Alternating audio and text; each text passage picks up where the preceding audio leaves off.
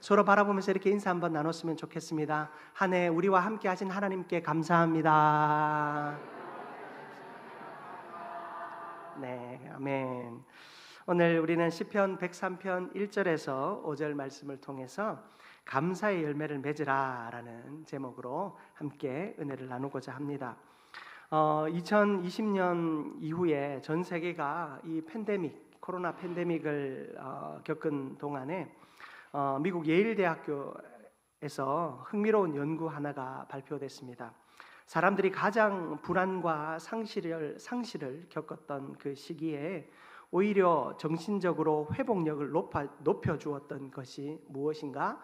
바로 이 감사하는 습관이다라는 연구 결과였습니다. 이 감사 일기를 쓰도록 했더니 사람들이 그 감사 일기를 쓰는 동안 이 환자들이 약의 복용량을 줄이고 또 고통과 불안이 현저하게 감소되는 그 데이터들을 보여주었습니다. 이 연구는 성경이 이미 오래전부터 우리에게 가르쳐 주신 그 진리를 과학적으로 한 부분 증명해낸 것뿐입니다. 확인한 것뿐입니다. 하나님은 우리의 인생에 감사를 하도록 명령하셨습니다.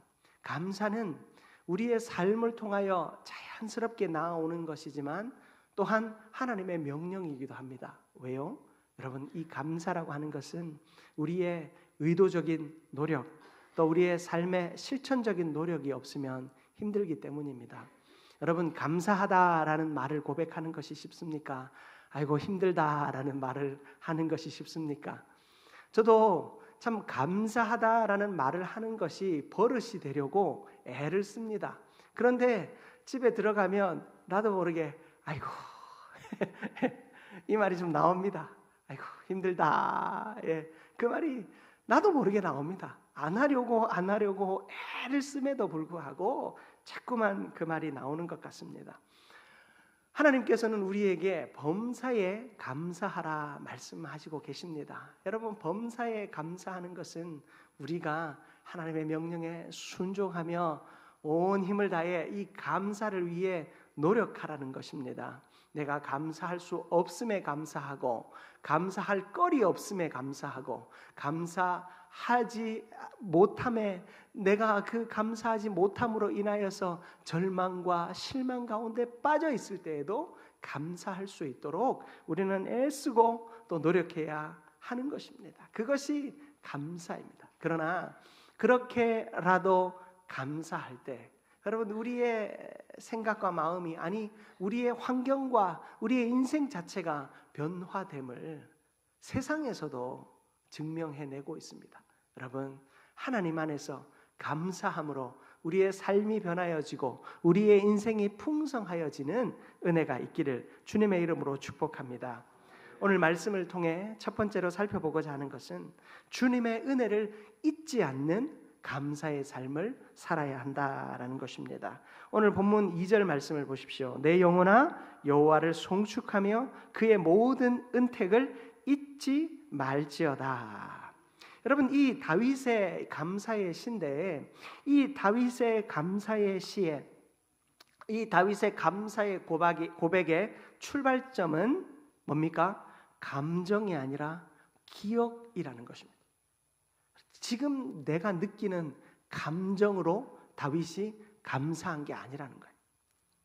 뭔가 좋은 거 보고 우리가 영상에 우리가 아이들이 무슨 말인지 안 들리기도 하셨겠지만 그냥 아이들이 영상에 나온 것만으로도 예쁘잖아요.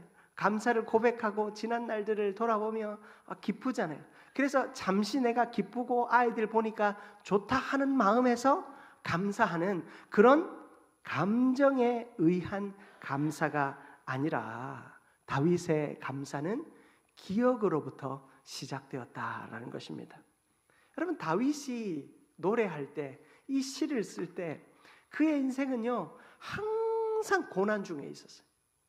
고통 가운데 있을 때 그는 노래를 만들었어요. 하나님을 향해 이 시를 썼어요. 그런데 그의 시에는 항상 무엇이 있습니까? 감사가 있더라라는 겁니다. 고난 중에 지금 내가 너무 슬프고 힘들고 괴롭지만 그는 감사라고 하는 것이 감정에 치우쳐서 하는 것이 아님을 정확하게 알고 있었어요. 그는 힘들고 어려운 상황 속에서 하나님을 기억했어요. 하나님이 나와 함께 하셨다. 하나님이 나와 동행하셨다. 그 사실을 기억하며 하나님 앞에 감사하였습니다. 여러분, 감사는 내가 마음이 뜨거울 때, 들떠 있을 때 하는 것이 아니라 기억하며 하는 것인 줄 깨닫고 믿으시기를 축복합니다.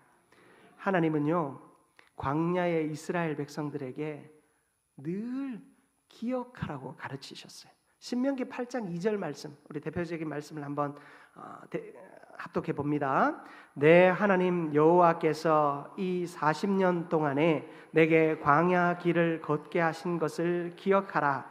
이는 너를 낮추시며 너를 시험하사 내 마음이 어떠한지 그 명령을 지키는지 지키지 않는지 알려 하심이라. 아멘. 여러분, 하나님은요 이스라엘 백성들에게 광야의 시간을 기억하래요. 그래서 그들은 초막절을 지킵니다. 광야에서 그들이 자기 집이 아니라 장막을 짓고 텐트를 만들고 거기서 유목민으로 살았던 그 시절을 기억하는 절기 초막절을 지켜요. 하나님이 그들에게 그 광야의 시간을 기억하게 하신 것. 여러분, 40년 광야 생활 지긋지긋하지 않습니까? 여러분, 지긋지긋하지 않습니까? 그 지긋지긋한 40년 광야 생활을 기억하래요. 심지어 지금 여러분, 아직은 아니지만 이 이스라엘 백성들이 가나안 땅에 들어갈 때, 가나안 땅에 들어간 사람들은요 다 출애굽 2세대들이었어요. 여호수아와 갈렙 두 사람 빼고는 모세도 들어갈 수가 없었어요. 이 출애굽 2세대들 무슨 얘기입니까?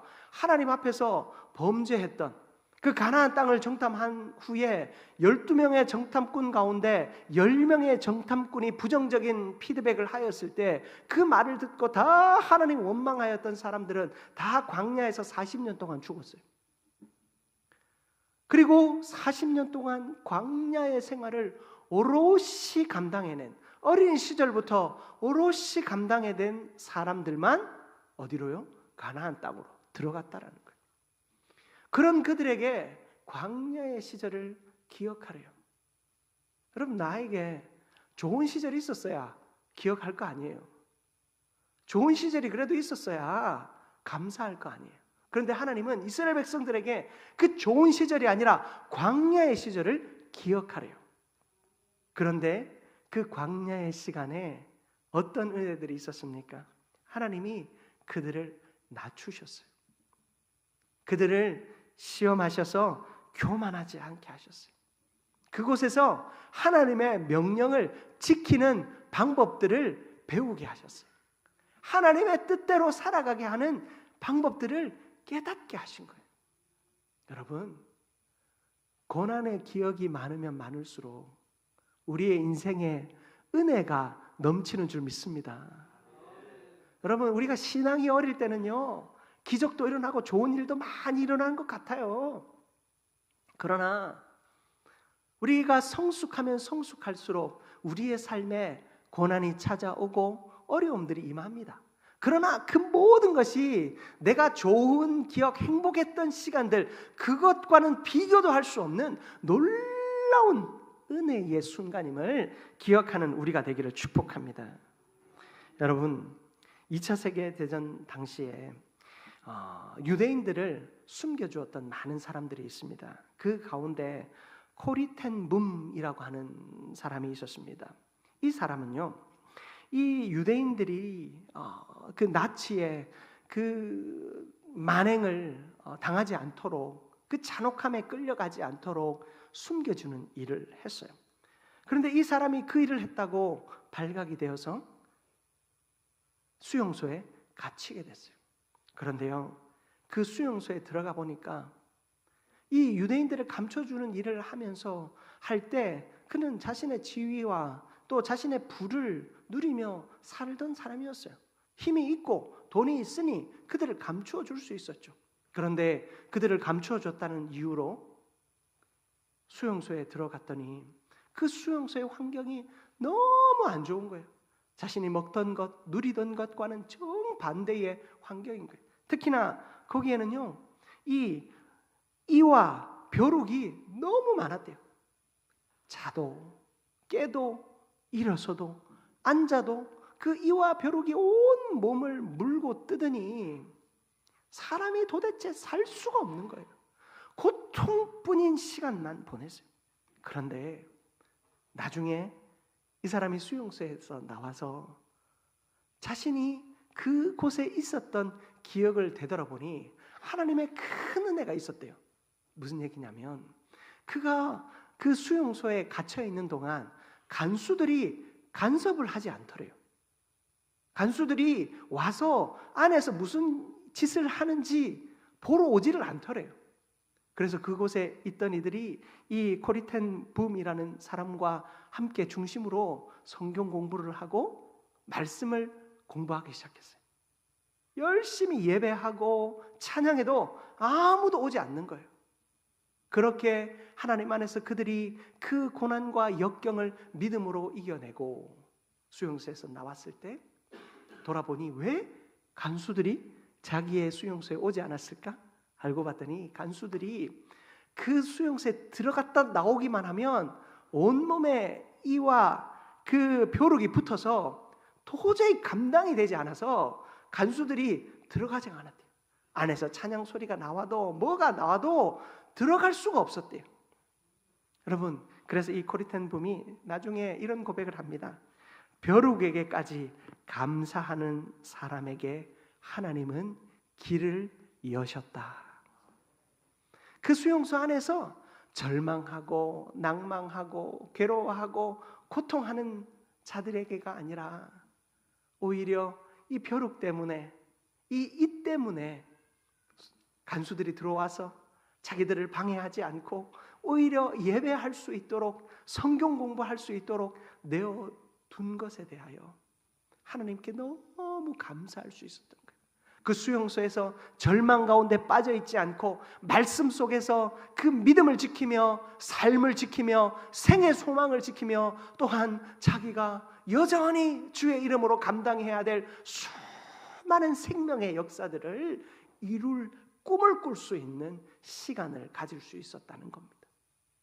코리텐 붐은 벼룩에게까지 이에게까지 감사할 수 있는 이 그 시간을 통해서 하나님은 길을 여셨고 그러한 감사의 사람을 통해 능력의 길을 여심을 깨달았습니다.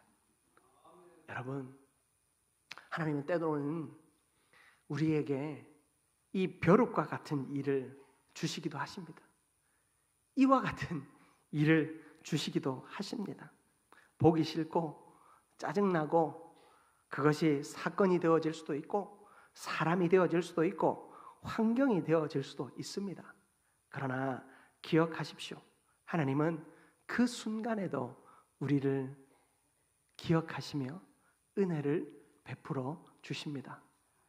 우리가 발견해야 될 것은 고난 중에 역사하시는 하나님이십니다.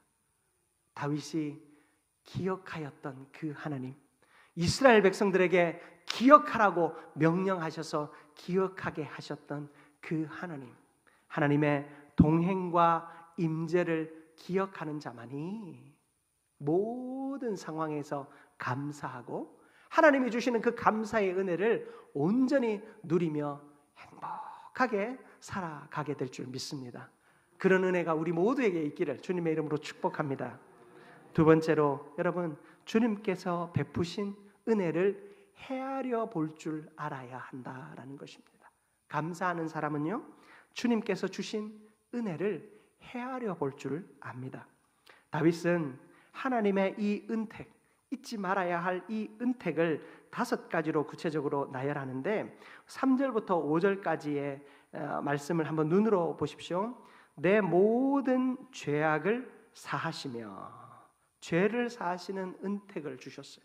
그리고 내 모든 병을 고치시며, 병 고침의 은혜를 주셨어요.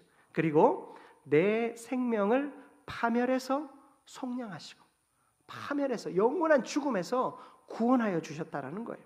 그리고 인자와 긍휼로 관을 씌우셨대요. 하나님의 놀라운 사랑, 불쌍히 여기심의 사랑 한없이 베풀어 주시는 그 사랑으로 우리에게 관을 씌워 주셨대요. 관은 뭐예요? 승리자의 면류관이잖아요. 승리자의 그 표징이지 않습니까? 하나님이 우리를 사랑하셔서 자격 없는 내가 참 승리자의 삶을 살게 하셨대요. 그리고 마지막으로 5절에 보니까 좋은 것으로 내 소원을 만족하게 하사. 여러분 만족하십니까? 만족을 누리며 살고 계십니까? 성경은 이것을 신약에서는 자족이라고 가르쳐요. 여러분 만족이라고 하는 것은 내가 많이 가졌다고 만족되는 거 아니잖아요. 여러분 뭐 제가 예를 들지 않아도 내가 뭐가 갖고 싶었는데 가져봐도 만족되지 않잖아요. 내가 넓은 집을 갖고 싶어서 넓은 집에 사는데 이제는 또 넓은 집에서 뭐가 더 필요하고 또 새로운 것들이 필요하죠. 좁은 집에 살 때는 생각도 나지 않던 것들이 넓은 집에서는 생각이 납니다. 내가 돈이 좀 있었으면 좋겠다. 돈이 없었을 때는 생각나지 않던 것들이 돈이 있으니까 더 많이 생각이 납니다. 좋은 데 한번 가봤으면 좋겠다. 그 좋은 데 가보기만 하면 좋겠다고 했는데 가보니까 하고 싶은 거, 사고 싶은 거, 누리고 싶은 거 더 많죠. 우리 인간의 욕심은 끝이 없습니다. 만족하는 것은 인간에게는 없는 성품입니다. 그러나 하나님은 우리에게 자족이라는 것을 가르쳐 주셨어요. 자족은 무엇입니까? 그리스도의 구원 안에서 만족하는 것입니다. 주님이 나를 구원하여 주신 그 구원, 완전한 구원을 누리는 것이 자족입니다. 여러분 구원의 은혜를 누린 자는요 영혼이 생각나요. 생명이 생각나요. 우리가 살펴야 할 사람들이 생각나요. 나누어 주어야 할 자리들이 생각이 나고 섬겨야 할 자리들이 생각납니다. 그 하나님을 찬양해야 할 자리가 생각나고 그 하나님을 높여드려야 할 자리가 생각나요. 여러분 그것이 자족인 것입니다. 내가 좀 더 가지고 싶고 내가 좀 더 얻고 싶고 내가 좀 더 누리고 싶은 것이 자족이 아니라 내가 좀 더 주고 싶고 안아주고 싶고 품어주고 싶고 좋은 말 한마디라도 더 해주고 싶은 그런 마음이 솟아나는 것이 바로 자족인 줄 믿습니다. 그 자족은 어떻게 이루어진다고요? 완전하신 예수 그리스도를 소유함으로 이루어지는 줄 믿습니다. 혹시 내 안에 그런 자족이 없습니까? 없는 것 같습니까? 없지는 않아요. 그런데 자꾸 다른 더 큰 것이 그것을 가리고 감추기 때문이죠. 여러분 그것이 잘 보여지지 않고 잘 느껴지지 않고 잘 실천되어지지 않는 것 같으면 여러분 예수 그리스도의 십자가 구원과 사랑을 기억하시기를 바랍니다. 그 십자가 사랑과 구원을 기억하며 날마다 하나님 나를 구원하여 주심에 감사합니다. 하나님 나를 통해 역사하심에 감사합니다. 그런 그 감사의 고백이 그 구원하신 하나님을 예수 그리스도를 기억하는 그 기억을 통해 이루어지게 될 줄 믿습니다.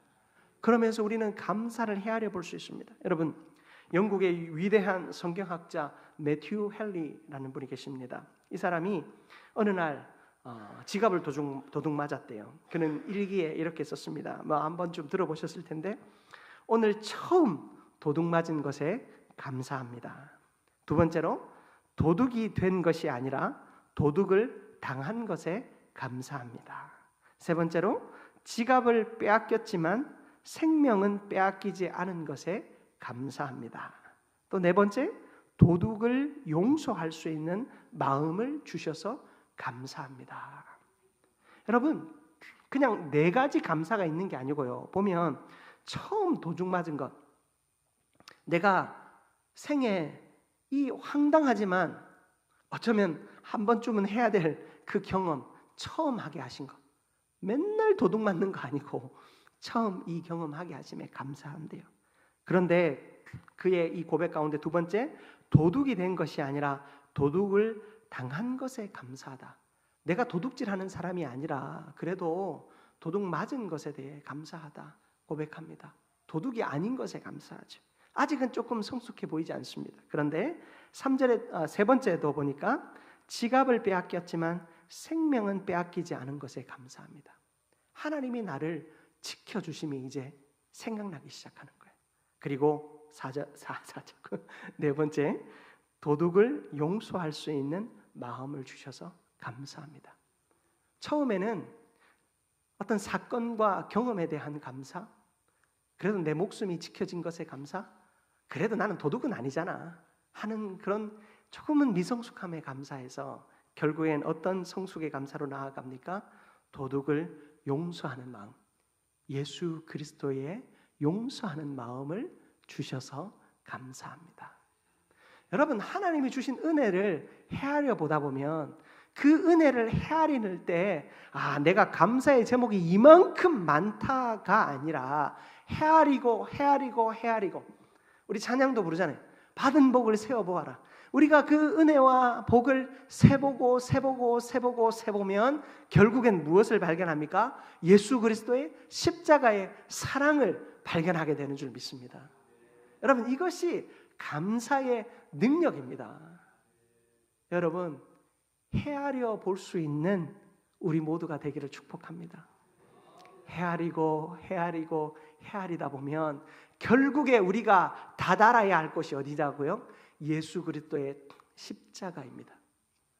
여러분, 내가 무엇을 해도 재미가 없고, 무엇을 해도 은혜가 없고, 무엇을 해도 기쁨이 없고, 무엇을 해도 자꾸만 실망과 낭망이 듭니까? 한번 감사하며 하나님이 하신 일을 헤아려 보시기 바랍니다. 미성숙한 헤아림 괜찮아요. 여러분, 세리의 기도처럼 그런 기도, 그런 감사 괜찮아요. 하지만 거기서 멈추지 마시고 더 떠올려 보십시오. 더 감사해 보십시오. 하나님, 오늘 일어나게 하심에 감사합니다.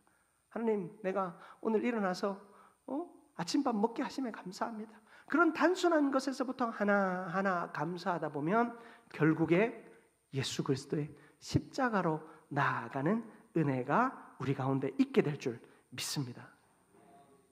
말씀을 마무리하기 원합니다. 여러분, 감사를 심으면 은혜가 자랍니다. 여러분, 우리의 인생에 뿌려야 할 것은 감사의 씨앗입니다. 그래서 하나님은 우리에게 범사에 감사하라 하셨어요. 날마다 씨앗을 뿌리라는 겁니다. 내가 감사의 씨앗을 뿌리면 하나님의 은혜가 우리의 삶에 풍성하게 자랍니다. 그러나 감사의 은혜를 감사의 그 고백을 뿌리지 않으면 내 속에 은혜가 없는 것 같아요. 하나님의 은혜를 먼저 기억할 수 있는 저와 여러분들 되시기를 바랍니다. 기억하는 자가 진짜 감사할 수 있습니다. 감정으로 감사하지 마십시오. 감정으로 감사하지 마십시오.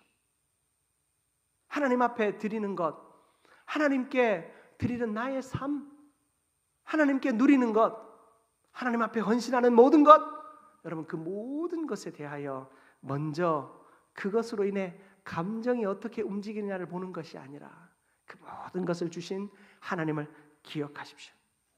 그리고 받은 사랑을, 은혜를 헤아리며 감사하십시오. 그러면 그 감사의 끝에서 예수 그리스도를 발견하게 될 것입니다. 그런 감사의 열매와 풍성함을 온전히 맛보며 살아가는 우리 모두가 되기를 주님의 이름으로 축복합니다. 사랑과 은혜가 충만하신 하나님, 너무나도 감사합니다. 우리 사랑하는 한민교회 성도들이 하나님의 은혜를 기억하는 자가 되어지게 하여 주옵소서. 그저 감정으로 감사하고 감정으로 원망하고 감정으로 신앙생활하지 않도록 하여 주옵소서. 우리에게 감사의 제목들이 하나하나 기억나며 그 감사하게 하신 하나님을 발견함으로 출애굽한 이스라엘 백성과 같이 은혜와 복을 누리는 우리가 되게 하소서.